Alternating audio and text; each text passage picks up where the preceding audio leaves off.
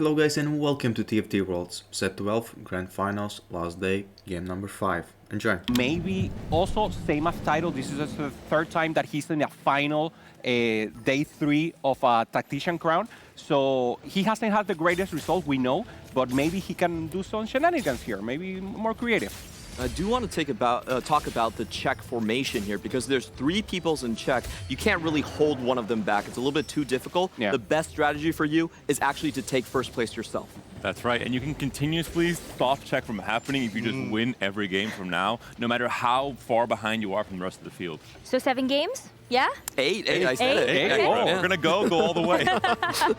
Oh, well, one of these players could do just that. Interesting to think about the types of strategies that when you look at mid-feed title and ZUA all within arm's reach of that attack crown, you have to go first. What potentially could that comp be? We're on Prismatic Party again for our portal. I mean, Mages can make it happen. He already has like a good beginning here with the Soraka, having the Vex early. You don't want the Veigar, but the Vex is good on himself for a tank. And if he managed to cap out maybe the full reroll of the 1 cost, and then trying to go for the Vex 3 and some other things in the late game, it could be a possibility. I mentioned, though, committing to a reroll when you're on check, I think is a very, very risky game plan. I think most players will probably try and commit to having these 2 start serve as a tempo option and then go fast 8, fast 9, and try and really win with the strongest possible comp they can assemble. We have seen that. Go from the mages, actually go to Callista Fairies. That is one way you could win, but I think this first augment is going to tell us a big tale. No, Birthday present. surely not. Birthday The present. back-to-back Twice in a row. birthday present win. Midfeed has the option. Does he want to believe in the birthday present? And funnily enough, it would be even funnier if Tidal had that option because Tidal's birthday was yesterday. I think a big part of Tidal's big comeback in day 2, 18 points more than day 1, was off of that being his birthday. Now 22 years Birthday old. present. He's big. He's so young. What have we been doing here at almost level 40? I'm locking in next set. Midfield still thinking about a birthday present. He knows when you see stacks, it's a little worse than it was when this show got it. So I think it's okay. Ooh. ZUA took Wandering Trainer, though. That's going to be an important board to look at because it is going to be Honeymancy Warrior and Eldritch. Maybe an interesting combination to have to play around, but that is one of the win conditions that you could look for, one of those big, high variance emblem creations. I will say that some players in the TLC were willing to play vertical warriors. I think that's the line that has the most potential here. Don't tell Gangly. I won't. He's not here. Eldritch for me is a little bit suspect because, you know, getting the +2 doesn't even really matter for you. But he already has this Shojin Slam as well. For Midfeed, once again, we saw a great result and exactly what he needed to get into check in this game number 5. He picks up the Hunter crown, leaning once again into the Hunter line, trying to win it all off of his comfort comp, which he's played now, I think, 6 or 7 times in this tournament, that Jinx Wukong line. Balmyon here with the Vanguard early. Great items there for the Blitzcrank. Ideal. And should be strong, still holding up a couple of 1 cost to have possibilities, but now with the Vanguard, obviously, that's what you want to go for. Lose streak for now. Living Forge, though, it is an augment that if you get to the late game, the further you go into the game, obviously the more value you get from this artifact generation augment, and it could definitely see you, as you mentioned, denying the checkmate from happening by winning the game yourself. Oh, it's happening? The Wolf? It is Volta. We have it? Volta did win. He has 5. A game yesterday with Warwick reroll. The conditions are slowly coming together. Has a Rage Blade Slam already onto the Warwick. Can get stacked very early on. Is upgraded. Has pumping up. Can scale into the late game. And has 2 more Warwicks on the bench. He's on 10 points. Okay. He has nothing to lose. And he could win the game off of Warwick 3 potentially. And You tell no, it was what, Wolfie Boy? Wolfie Boy. Don't say Warwick 3. There's many Wolfie Boy. nicknames for Warwick, Okay, especially when Vampiric Corrupted Scepter was in the game.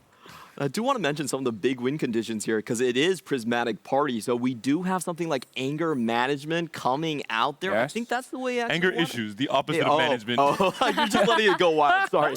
You manage at the end of the game. That's a good point. There's going to be another augment pick in just a couple of combats, but for now, our players are going to be pretty locked in for this stage number 2. I don't know if we got a chance to actually take a look at titles. Borges, they ended up picking up the Randuin's Omen, and so with the prismatic version of that, you are going to be able to beef up some of those Vanguards potentially. I think this is a fairly safe option. It, of course, scales really well if you can get that second Randuin's because it buffs every single one, put 60 additional armor resistances across your entire team. Now, eyes on the carousel, if Volta manages to find another bow, gets a Titans onto this Warwick, this is similar to a Syndra, a unit that scales into the late game off of the early investment into this unit. Bows are going to be hard to come by, though. And Volta is streaking, so you're going to be last pickup. Yeah. Just 4 bows. No, 4. Okay, all bows. Well, bad start. There's also, one. Also when streaking is midfield, and we see there in the chart, he already has the Hunter emblem. He already has the Runens, so we know that that's a great possibility of a win out. But as you were saying, Panda, if he's going to reroll Wujings, he could be contested, so maybe he can go for a more cap line. Volta has to get the Jinx to stop midfield from getting himself, but no, gonna pick up the Swain instead, gonna pick up the tier. There And it is. midfield picks up a Jinx on the carousel. There it is. Everything seems to be going perfectly for this player across the last 2 games. I was just about to say it, but if you look at the spots right now, midfield spots looks like the most dominating. He's already in check. Of course, we talked about this. If he can get the full win streak, and we know he loves to play Vanguard Hunter line as well, a very unique line. He does have the Hunter +1, so maybe Shapeshifter a little bit more likely, but a very, very strong line with Hunter 6 if it gets online. He is holding some of those units. You could put the Elise in to get the Shapeshifter later. Just kidding, she's gone as soon as I said that. But you do have the Nomsy in case you wanted to try to go down the Shapeshifters later too with the Dragon. I mean, there's another cap out. We talk about it, the Forbidden Tech, that is the Hunter Briar. So True. that could be a line if, in case he knows if he will be contested, he will be griefed. So obviously he will want to go for the Wujing 6 Hunter, but that would be an option also with a good cap and get a first place. Looking at the HP total, this is a pivotal round for quite a few players that were still on 100 HP, trying to accelerate their win streaks, especially for the reroll players who are going to be playing expensive comps. It is very hard without Econ Augments to hit a Wukong and a Jinx 3 and maintain the tempo of the lobby. For midfield, it's a win. For Volta, unfortunately, not going to be the case. Break a streak there, and so midfield and Tidal now is going to be the only 2 players that have the ability to potentially win out on a 5-win streak. Meanwhile, YBY1 definitely looking at trying to extend that loss streak. This is interesting by Title because he's already level 5. So he's not looking for the reroll in the early. He's not looking for the early reroll. Maybe going into Vex and Veigar, but we haven't not seen that comp winning. So I don't know what's the game plan here. He has something cooking up. He's a guy who knows exactly how to go first place. Yeah, I would say most likely the Scholar line for me because it is so strong with when you have the additional healing into the front line. And Tidal, actually does like to play a lot of those when he's trying to win out the 4-cost, high-cost cap-out boards. It's going to be midfield, though, that is going to end up maintaining that 5-win streak, and so breaking titles. Who would have thought the player playing on just a very strong line with a great setup so early with the Jinx coming online, the Kog'Maw here as well. If you look at his bench, he already has a Nasus, so it's potentially possible for him to transition back into Shapeshifter. I think it does work a little bit with the Briar cap out and also the Redemption that's been built already. Yeah, also YBY has the Prismatic ticket and he's going for that Mage reroll line, so that now we know exactly why he doesn't want to be contested. He's the one who contests, so the other one, the one who wants to go for the first place, is the one who has to pivot. So YBY, he has a very good chance only with a fix. He can get into check, but obviously the persons to watch here are ZUE, Midfits, and Tidal. Any first place for any of these 3 is a win, is the championship. That was a huge find. YBY1 sacked his stage 2, did not find any tiers, but gets rewarded with the Krugs, so he can finally go on into the line. Oh, even more! Frying pan as well. Ooh. And one quick note for viewers who need help remembering who's on check, there is a visual display on the side there alongside the HP with a little crown icon on those 3 players, midfield Tidal and ZUE. I thought that was just who's the broadcast favorite players or something. No, actually means Well, about EMEA one then? way that you look at it. Deep roll here for YBY, not finding anything here, really. Only the Galio now. Very close to the Galio. Normally not the tank you want in this comp. You want the early Soraka, the early Seraphine, especially Soraka in the early game. More prevalent Seraphine, more for the late game and the AoE damage. And interesting enough, ZUE with the Wandering Trainer seems to be committing into the Honeymancy line, so contested on the 2 Blitzcranks just loaded up right here between Balmyung as well. Yeah, Balmyung also did a bit of a roll down, but as you can see, the number of copies for the Blitzcrank isn't really holding up. I think he's looking very much like a Hunter or Vanguard line as well. But we have a lot of people that are contesting the Vanguard, so those are going to be a really hot commodity. Midfeed, Tidal, we're going to see ZUA, all of them are running Vanguards right now. And Zia has no choice. He picked a Wandering Trainer. There is a huge chance for upside if you find, these emblems that lead into the more obvious verticals like the Portal, like the Witchcraft. We've seen so much of Frost even from Tidal yesterday. But in this case, the Honeymancy Eldritch Warrior makes you think a little bit more and leans you a little bit more into rerolls, which can be contested. Next round for YBY. He's rolling the rest, trying to find something maybe more interesting for him. How about 10 Mage? Is that interesting enough for you?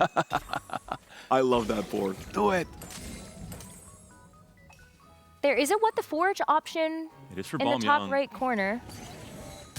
That's great. He already has the innervating locket, so there's a lot of good combos for the Blitzcrank.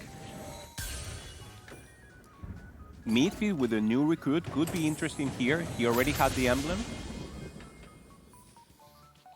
That will be a Blitz 3 already for YBY1, closing the door on a key competitor, one of the players in Czech, ZUA, who was on the Honeymancy line, has picked up another Honeymancy +1. We could see the 7 Honeymancy, bees all around, but when you can't hit your 3 stars, will be much harder to find success with this comp. Yeah, going to be off quite a couple copies of those, and they are still going to be very, very contested. YBY1 did hit the Blitzcrank 3, so that's already going to be something much harder to hit. And Tidal, for some reason, he has 2 wins. So now right here, maybe planning some interesting. What do you mean some reason? The global champion Diff, Hupperson.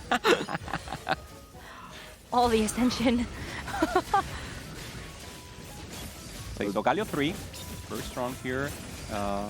Normally not the unit that you want to go for, and it's very far. We thought we were going to see the Wolf here, the Super Warwick, but actually he's still in 5 copies. I believe Volta is just slow rolling on this level 5. Going to try and find the Warwick that way. Wow. Darkest is a player that, understanding that they only need a 4th place in this lobby, will be playing just a tempo option with the multi-strikers. And I have This to combination. Yeah, I was looking at that and I was like, that's actually statistically the best combination you could possibly find. Probably not on a 2-star Blitzcrank, but it's incredibly synergistic. You get the extra HP from the Forbidden Idol. It transforms into max HP healing on Innervating Locket, and then you also get a shield that scales with your HP. So everything lost together, best possible combo you could get on this unit. Even the Fishbones on the Kog'Maw is huge in terms of getting that boost on more of your team members across this fight. The Zig's doing his own work as well. So Honeymancy, for odd reasons in a game where there's 3 players on check, seems to be the star of the show in this stage 3. Yeah, we see those items. We're going to see a Mordekai set 3 maybe with those items, but we know it's very heavily contested. As you said, Necra, in the beginning, everyone playing Vanguards in this 5th game. This Blitz, I think, will not die. All of Nope. stage 3 and 4. He has more HP than the start. He Did probably anybody has twice actually more. kill it, like with any of their boards? I think you need to stun it. So Zillion positioning is going to be very important. So there's a Tom Kench too. Gear PYM is going to take that one out.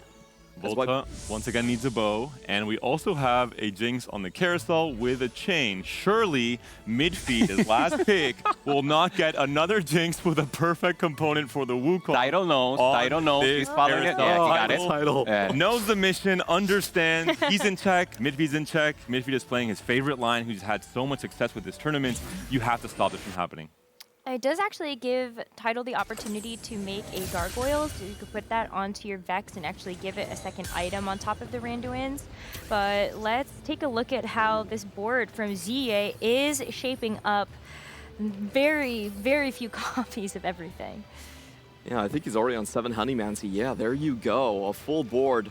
I have to say, 7 Honeymancy isn't as strong as it was in the previous patch where it could beat 10 Portal, but it's still very strong. It's still a doubling of the 5 Honeymancy stats. Yeah, also normally the Kog'Maw is like a supporting unit. We haven't seen that Kog'Maw as a carry, at least not as your first carry, and all the items, even the last Whisper is there for him. So actually the physical damage is the focus here, so not the best spot in my mind here for CUS. Strong enough to beat Darkest, and Darkest was on a 5-win streak trying to bully everyone in this stage 3. From Darkest, they are not really trying to go for the highest cap possible. They are just focusing on their own individual need to get 4 or 5 points in this game. But they are contesting Gear PYM, which is a big deal. Gear actually did pick up the anger issues augment with the multi-strikers, so you have tons and tons of Rage Blades. And neither of those players are in check. So the mission to hold these players back is on someone else. Who is going to save the lobby? Well, maybe it's the bees. Maybe it's Balmyong. The bees are in check. No, the Balmyong bees. The bees from Balmyong. Oh, Different bees. Oh, the third bee Yeah. player. I got it. So the unkillable Blitz King will save the lobby. Okay, Gear PYM here with anger issues. Very, very strong. Looking obviously for more items when he gets to his pop off with the Ash. Remember, Ash has infinite scaling, so triple Ginsus on the Ash will mean so much damage for him. This is a great setup for this element. This will be a perfect test. If the Blitz does not die here, which is not even close to dying, I don't think he will be dying until some really big hitters come into the game late in stage 4. And what a setup from Balmyong. Like Tidal in that Blaster Vanguard game, this is all about in-game knowledge, about understanding different combinations, about having identified, through the stats and through your own intuitive play, what the most broken combinations of augments and items and artifacts and units are. And I just want to say the bees is probably the best line just going into What the Forge, because they can digest all the items perfectly. They have the AP, AD, and of course the very powerful tank lights scaling with shields. Yeah, I love you say that, because normally with bees, obviously, when you go for the vertical, full vertical with a lot of emblems, you're very powerful, but you need an additional win condition. Normally, there's not one. So What the Forge could be that, and then you scale the win condition one upon the other until you get the first. Ooh, a lot of gold coming pumping out. to 7, not rolling on 6, not playing for the traditional Kassadin board, understanding that Gear PYM is going to be contesting. Darkest does not need to win this game. They just need a 4th to get into check for game number 6 if it goes that far. 2 players on win streak, though, ZUA and Balmyong, as they head into the first combat on stage 4. I really like this from Darkest. He can hit the 7 multi-strikers there already. It's a huge spike to stabilize. Perfect. Balmyong once again here holding for the way here as a chance, but he's very far. So not having that those significant items, getting the What the Forge. No Great 3-star play here. from the Nunu there with the Spectral Cutlass, able to 1-2 punch and not even kill a Ziggs, but thankfully this Blitz is holding on. Does it finally get taken down? It does, but this Kog'Maw should be able, never mind. Balmyong's Kog'Maw is taken down. Oh no. ZUS 7 Honey is starting to come online, and there's so much gold to work with still. It's not be so much either way with the Kog'Maw gaining to the backline, so he's doing the work. It's the battle of the bees players. No. What the Forge available for YBY1. We see some strong Radiant options, Call to Chaos, potentially for mid-feed if he really wants to lean into the magic, but especially the mayhem of this set. Okay, ZUA going for full combat here with Mighty, so a lot of HP for the rest. Great combat element for the late game. I think Tidal just took Invested? Wait. Oh, What the Forge again. And we saw already the prowess the Tidal has when it comes to decision-making around the artifacts, around making these units that can perform at such a higher level with the right combination of artifacts. So great also for Gear PYM here, recognizing the augments. He already has a lot of offensive, so he gets I'm the carry now. This enables him to get the golem, and that will be the additional carry that usually will have items, so those items will not convert into Ginsus. I think for the rest of the players not in check, watching this title roll down is a relief. This does not look like a very strong board that he could go top first with. Doesn't really have the key components nor the combinations with What the Forge. Really wanted the Suspicious Forge plus the Zhonya's combo. That has been the most dominant one. But this is looking like a bit of a low roll, like you mentioned at the top of the day. And this is the danger of an augment like this. We saw it from Deduzor in day 1. We're seeing it now from Tidal. He at least did get one thing. He got one Suspicious Trench Coat. So that is like a big part of the combo, but you're still missing the rest of the pieces that make it strong. Yeah, also just not hitting on the 4 and 5 cost here. I wonder if the rest of the lobby is going to realize that and try to focus down Zirya, because Zirya looks like he's unstoppable. He's already broken the streak from Balmyong, the other player that looked like they had the most chance. ZUA looking for that win out possibility. Also, not having a lot of units in the front, but already with the Kog'Maw 3, and now looking for the Bastion, looking for the Nunu. It took Giant and Mighty. I mean, 7 Honeymancy, Nunu 3, It's good. Dogma 3. He could make it. The Beast could get the championship. Wait, here. Warwick. Warwick is starting to Warwick. get online. Is it going to be enough from Volta? Imagine if someone like Volta becomes a hero of this Game 5 off of a Warwick 3.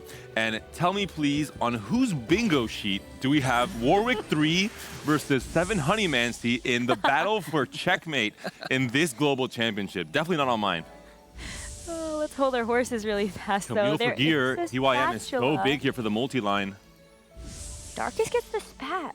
That's actually huge because he's in line for 9 multi-striker, another win condition on for him. And they were pushing levels as well. Yeah.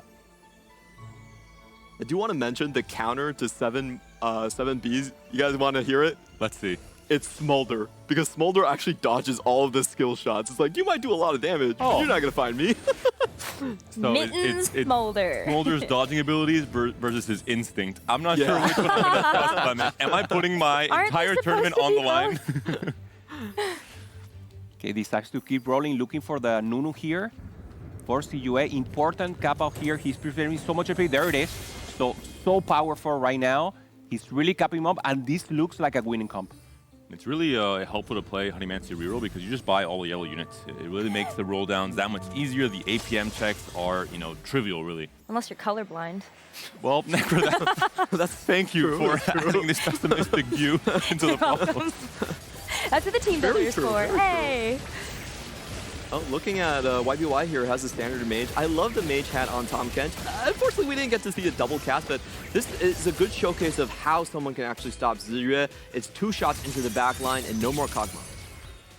I love how we're getting to see displayed some of the more unique verticals that you don't really see as often. Mages going fully into the vertical off of the double emblem for YBY. We're seeing the Honeymancy, of course, here. What a great showing for this Game 5. And Warwick, too, as well. I can't forget. Never forget the Warwick. I think whenever he finds the Rumble, it could be a pure power spike. Rumble has that spot of Honeymancy. He does good damage. He receives good damage. So he will enable the Beast to maintain or give a lot more of that damage again to the public. So I think that will be the stable condition, at least for CUA right now. Take a look here. There's a couple game plans that have gone awry. Tidal, of course, one of them. Still struggling to get that Fiora 2 and doesn't have the perfect items for it. The other one is Volta. If you're stacking this Warwick, you should not be 37 HP on stage 4. Usually it actually spikes all the way until stage 5, stage 6. So something must have gone wrong here. Oh, and he didn't hit any Radiant items for the Warwick. That was a pretty big miss, unfortunately. He has that on the Twitch in the end, there with the Infinity. The CF is enough, so now we're enjoying this. Super Warwick here for Volta. Not going to the backline, so the care pescado, we call it. So the fishbone Ezreal trying to do some work here. And very much powerful here. So Volta could, as you say, Panda, could be the final boss here against the UF. Do you ever take a Reforger and reforge those Twitch items? Just to see if you get the right thing for a Warwick? It's a possibility, but the high roll will have to be so high that I'm not sure if it's worth it. If you think your game is entirely doomed, maybe it's the option. But we're looking now at Midfeed's board, back on the very comfortable 6 Hunter, 70 gold, level 7, a few rolls lined up as well. This could become an epic roll down for Midfeed, a player who is also going to be on check and very healthy in the HP totals. Yeah, good damage. Good damage on the Jinx, 3-star, very far still from the Wukong. Oh my goodness, as if we needed more chaos in this Game 5. That is a support anvil, everybody. Oh, and there it is. He can go for the additional Hunter and take out now the Twitch.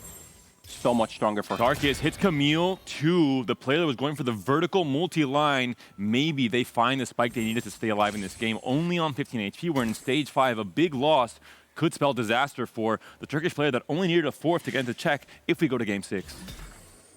Does he have 9 multi-striker? No, doesn't have it online just yet. Callista to in the shot, but can't get it in on time. I hope this is not the end. 15 HP going up against the US. US so strong, hasn't found the Rumble, but he's very, very strong in the backline. This Camille's a monster. The true damage is absolutely massive on something like this Nunu here. Can it's going to be enough backline. though. Looks like it is. A lot of damage coming through. And just the survivability on the Camille is what really helps. Oh my goodness, it's not enough. Dark taken down. Tidal as well, one of the players who can fight for that checkmate in this Game 5 to end this tournament. And these prismatics are absolutely huge. I felt like Tidal had a chance because he already had an open duplicator to go triple duplicator into something crazy, but probably hasn't hit it just yet. We're going to see if Darkest or Tidal, which one is going to be going out. Okay, Taro at least hit. He had the Wen 2, the Fiora 2 right now. Still remember, great items there on the Fiora, trying to get some crowd control into the backline. Tidal just had a really hard game to try and navigate a really difficult combination of artifacts from that What the Forge. Playing up against ZUE, the battle of the players in check on the left side. This is the most important fight. One player in check could be taken out so early into this game. Tidal could be going 8th. Not relevant to the position, but more just that chance of getting to checkmate this game is the most important thing. The Fiora does split onto the Kog'Maw. Can the Fiora take on the Kog'Maw in time? It does. He does so much with Tidal with a massive win to stay alive. Ooh. It's going to be Darkest also getting a win on the right-hand side as well, I believe. So it's going to be Balmyong now all of a sudden also going to be in that single fight territory. This is actually so close for Darkest here. There is a chance he gets an open bowl on the carousel to put 9 multi-striker in. That is going to be the win condition coming in from that board. Tidal, on the other hand, if you take a look at his prismatics, I believe it was further Ornn items looking, just looking at it here. Balmium just doesn't really care what his placement is in this game outside of not stopping or stopping the checkmate. So going 8th here will not be too relevant. He will still go into check for the next game. Okay, so Volta, we have the Wolf on the left, going directly against Tidal. Tidal only 1 HP. So let's see if Volta can keep the dream alive, take out Tidal. Remember him, mid-feed, with the possibility also with ZUE, 1 win, take the championship.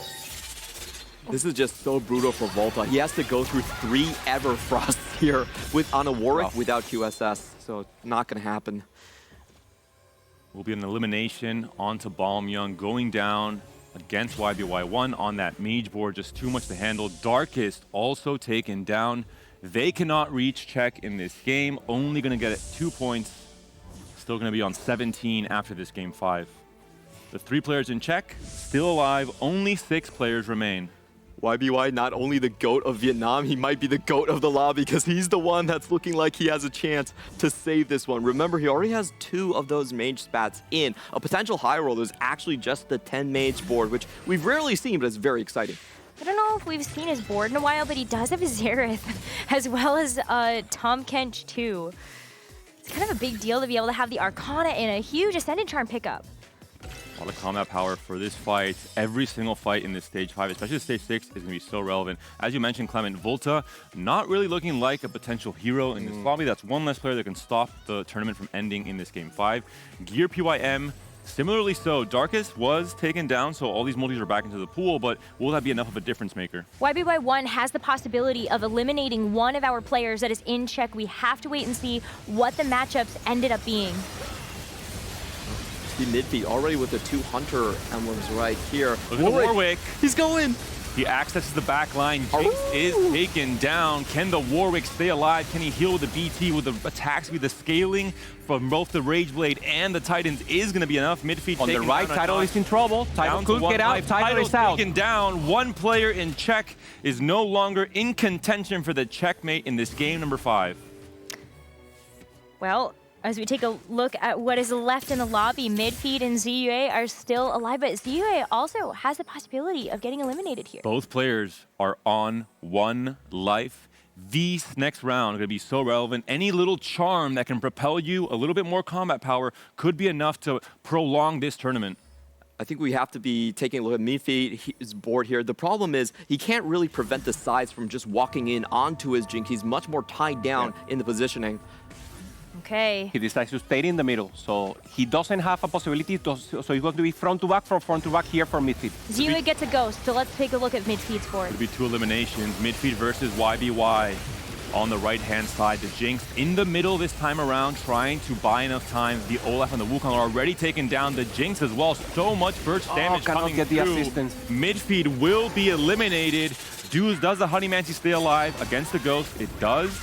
Volta, his Ghost Board not able to do it. It's and only ZUE now is winning. ZUE is winning. can actually do this. 1 player from CN left alive, 1 player in check left alive. Both Gear PYM and YBY, both of them have a lot of Ys, and they're actually both in win streaks. So ZUE shouldn't be the strongest here on the board, but if he's able of finding maybe some augments, some charms that really enable him to do it, he could have a chance. Remember, one first place here for ZUE is the Taxation Crown for the CN region.